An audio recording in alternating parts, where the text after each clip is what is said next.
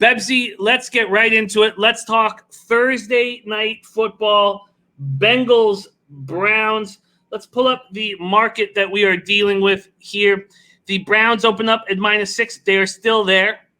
This total opened up at 45.5, and we've lost 2 points down to 43.5. Bengals lost 16-13 to the Chargers in their season opener Sunday. They played good enough to win. They were outgained 362-295. It looked like they had one for a few seconds. Geno Atkins out with the shoulder injury. Xavier Su'a-Filo hurt his left ankle in the third quarter, so he's out.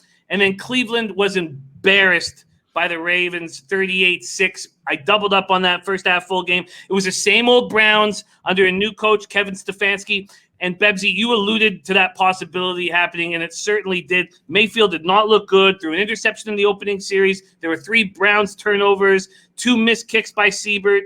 That fake punt call by Stefanski was absolutely trash. Mayfield goes 21 for 39 for 189 yards, sacked twice. Beckham, 3 catches for 22 yards, but he was targeted a team-high 10 times, and they only connected 3 times. They couldn't stop Lamar. They didn't look good, and now they are 6-point favorites at home after a quick turnaround. What are your leans, or are you making a move on Thursday night? Bengals, Browns, Bebsy, take it away. First of all, I'd just like to say with regards to the Browns is they are who we thought they were. Wow, what an embarrassing performance. I get it. The Ravens are a stacked football team. Nothing's really changed in their lineup, so you knew that they were going to be ready for week 1. The Browns were not. I made mention of the fact that there's a lot of egos on that team. There's a lot of head cases in that locker room. Mayfield was forcing the ball all day to Odell Beckham Jr. If that's the way they're going to play, they're not going to be able to win against anybody. Like, throw to him if he's open, but you could tell that they were making sure that Odell was getting his targets and his touches to keep him happy. That's not how you win football games. It was just an abysmal performance by the Browns.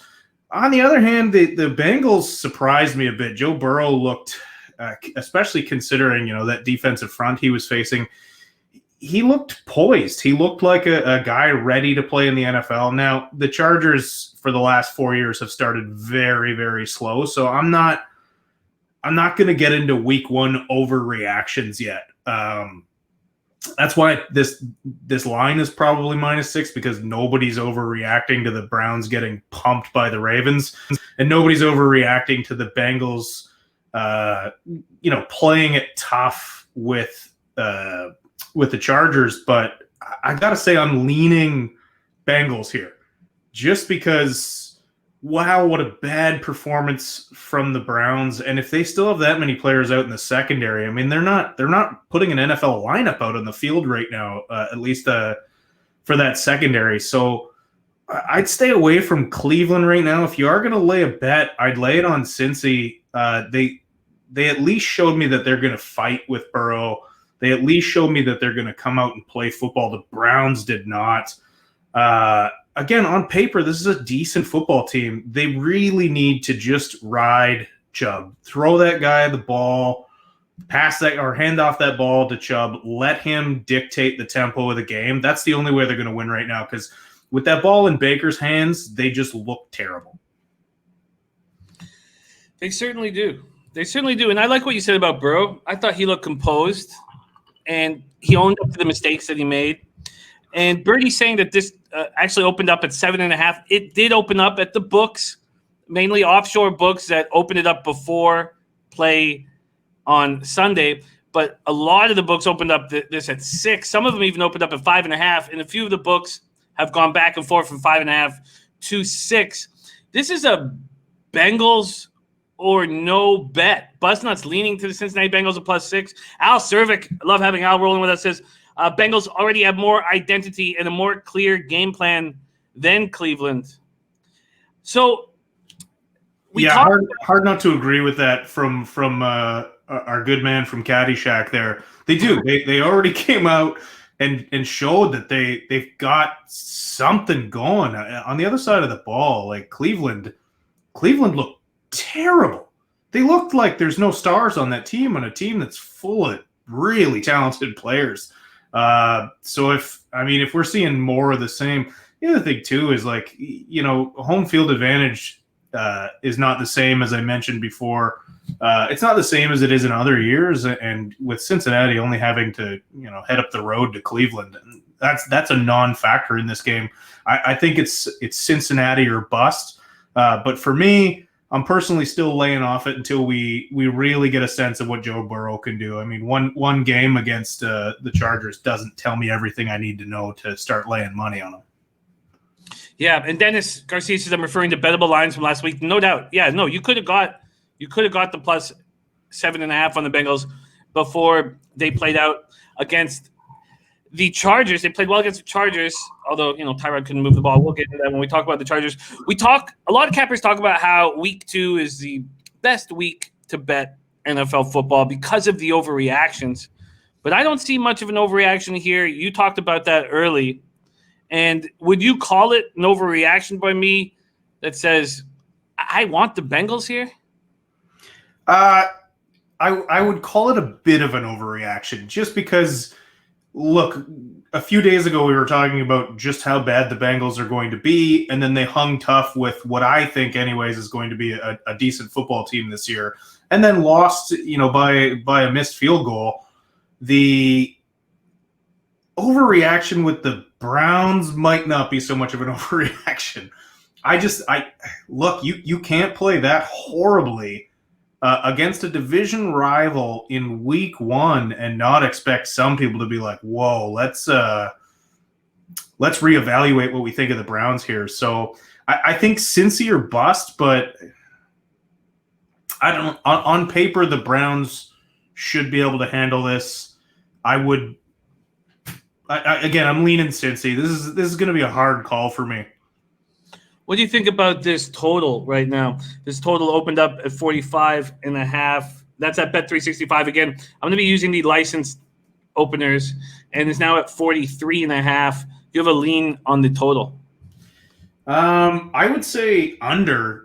Based on the fact, again, you got a rookie quarterback playing in his second week. They didn't exactly pour on the points, and Cleveland put on 6 points. Again, I'm not basing everything on week 1. I'm just basing things on the fact that, it's early in the season. I still like the unders before these kinks get worked out, and neither of these offenses lit it up. So, yeah, I would probably go under on this. Great question by Birdie. Great question here. He says, if the Chargers were playing the Browns this week in Cleveland, what would the line be? That is a fantastic question, because I bet you that line would be at best -2.5 for the Browns, but I think you'd be looking at close to even. I'm guessing it would be -1 for the Browns. So yeah, it's a fantastic question, Birdie. When you lay it out there like that, yeah, I guess I would lean Cincy, but I'll tell you this right now, I prefer that under to the score in this one. But if you're willing to double up on here, I don't think that's a terrible idea. Quick turnaround, just a few days off. The Bengals have to have hope after that first game, and the Browns could be disheveling in front of our very eyes. Let's put it this way: if Mayfield can't move the ball, then he's seriously gonna look at losing his job this year. Yeah, there's no doubt about it. Intex says Bengals gave up 362 yards to Tyrod, and Tyrod did not look strong. That offense did not look strong. I wonder if I should Ben his money's going to take a shot with the Bengals money line. I also don't think this +6 is going to last long. I don't think so either. If you are going to make that play, jump on it now, because I think it's going to get closer and closer. I think probably by game time Thursday, it's going to be -3. Wow, you think the Browns will go down to just 3-point favorites? Wow. I think it will. I think money's going to come in heavy on the Bengals. Huh. And what's our idea on Geno Atkins? Do we expect him to be in the lineup? Does he have a chance of getting in the lineup here? Let me check this out. But just before we move on to the bit from the big Thursday nighter. I mean, Gino's not even on the injury report right now. He's not? Not on this one on Roto World. I mean, we know that he missed the game and was on, with the shoulder injury. Birdie says out is last I heard.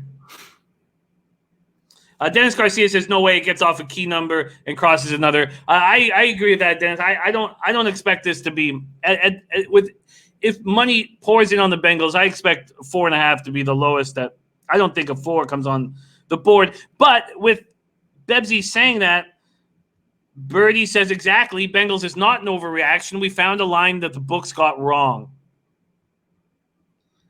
And that could be the case. That could be the case. Burrow feels good about himself. He was leading. I think Bengals +6 is a bet I want to make. Yeah, and I mean, it's not a typical Thursday nighter where you heavily favor the home team because, again, it's not a long trip for Cincinnati. It's not like they're going across country for a Thursday. Bengals +6. I think that ends up on my card.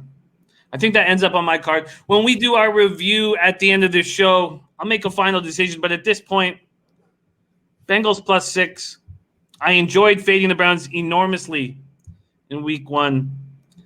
And I don't want that just to push me back in the same direction. There is your Thursday nighter. Rob, are you making an official bet yet? You don't have to. You can tweet out official bets anytime you want. But you're going to make an official bet right now on the Bengals +6. Dennis Garcia says DJ Reader is very important to keep an eye on because imagine no Reader and no Gino. Are you going to make an official bet here? I think I got to hold off. I might still play on this game, but right now I just don't. I can't buy in, but that is really enticing.